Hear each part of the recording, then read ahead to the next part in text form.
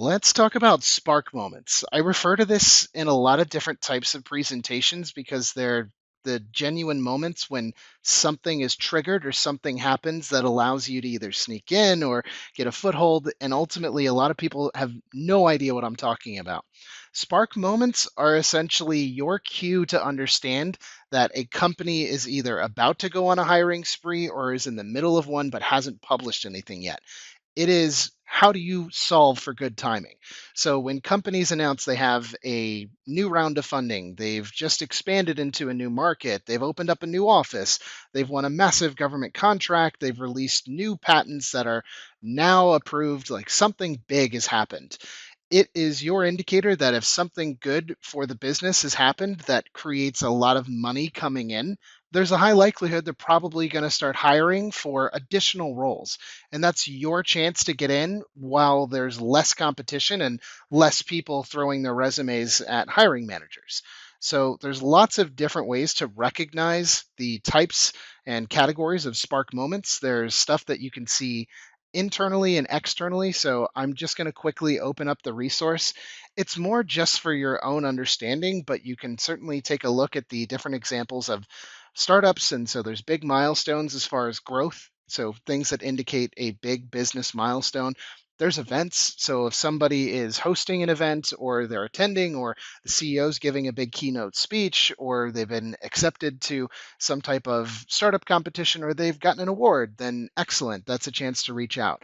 In terms of funding announcements, that's my favorite. And I've gotten a lot of success out of doing direct outreach during that time because they have money to spend, which either means work for me or potentially jobs if I wanted one.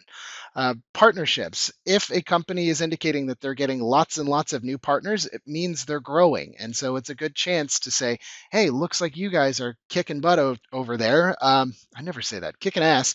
Um, why don't you look at hiring somebody like me? I can either save time, reduce headaches, or make you more money by doing X, Y, and Z. If they have a new feature launch, a new product launch, something that people are like, oh, this is like the real deal, that is a huge opportunity to reach out when things are picking up momentum. If they've already hired a few people, maybe there's a chance to say, hey, I'm also looking. Anything on social media that indicates there is a momentum or something that is occurring in a very positive light that indicates to you, like, hey, if I reference this, it shows not only that I know what I'm talking about, that I've done my research, but also that, hey, you're in a good spot. I'd like to be in that good spot too. Large companies, it's slightly different. There's different types of acquisitions that can happen. There's different milestones for a business that similar to startups can be reached. Any type of big event participation, if they announce huge hiring rounds or a report that says they are going to be hiring in the next few quarters, office expansions, I've already mentioned, major contracts, big marketing campaigns, you name it. There's a handful of external spark moments that can happen when an industry is going through a big state of either transition or a quantum leap because everybody needs this type of solution for legal purposes. Like there's a million things that can happen. So ultimately, you have to kind of look out for those things. And once you understand what those terms are, you can actually start searching for them through different websites. And I'll show you a few different resources that you could use that for. But in the meantime, I have already showed this a few times. I think it's a massive opportunity and resource. When companies get funding, it means they're ready to start spending that money. So there's GeekWire, which I know I've shown. I'm going to show again just for giggles. It's updated fairly regularly, and there's lots of companies as of the 22nd that have been funded at least within the last 2 weeks. So kudos. Moving right along. PR and news search. I've added a number of different PR and news websites. You can certainly add Google Alerts so that you get an alert whenever a company is either announced, a piece of information that is related to a milestone that matters to you in terms of a spark moment. This is linked in a number of different briefs, and I'm sure that I've gone over it, but there's lots of really interesting ways to use these resources to your advantage. So I'm just going to move on. The last little bit is really talking about the outreach. If you are tailoring the outreach using something that is related to that spark moment, again, it demonstrates that you are a smart cookie. You've done your research.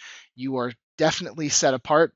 because you're not using a boilerplate template. You're using something like, hey, I saw that you just got that round of funding, or I've been following a lot of stuff on your social media, and that campaign inserts a description of it. Seems fascinating, and I just want to be a part of a team that does that kind of stuff. It's the perfect setup for talking points.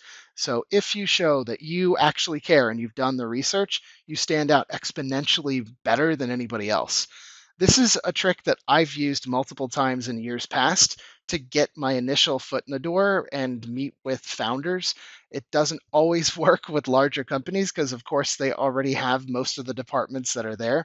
But I've certainly found that if they're missing either a certain initiative or a function that you've worked on in the past, then that's your kind of foot in the door. But if you find companies that have just been funded and they are missing either a customer success department, a marketing department, something that you do, reaching out and saying, I do this and I could build everything that you need because I've done it before, they're going to get back to you.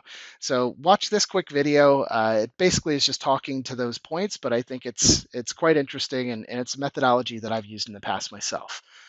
If you see somebody that has been on either an event or a podcast or has done a keynote and it's either in the past or it's upcoming, you can reference that. Showing any amount of research or that you've taken the time to actually dig in a little helps you to stand out immensely. So, this is an example of somebody who reached out to me not too long ago and was referencing that I was on a podcast ages ago. And I'm sure that it was scraped and it was used in some type of automated outreach, but it's still kind of nice. And if I wasn't aware of all those different tools and how one would do that, then I would be a lot more impressed. But it's a cool angle, and I think a lot of people should be able to do that. If you find CEOs or decision makers and you really want to find a cool way in, talk about how awesome their presentation was or their appearance on a podcast.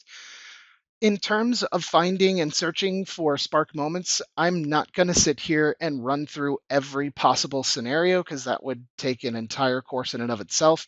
I do think there's a lot of cool ways of doing that. So this is entirely optional, but I think finding companies or finding thought leaders and then engaging with them is a really cool way of getting your foot in the door when nobody else is taking that route. This is Spark Moments. They're great for some of the messaging, and they're perfect for kind of that initial foot in the door.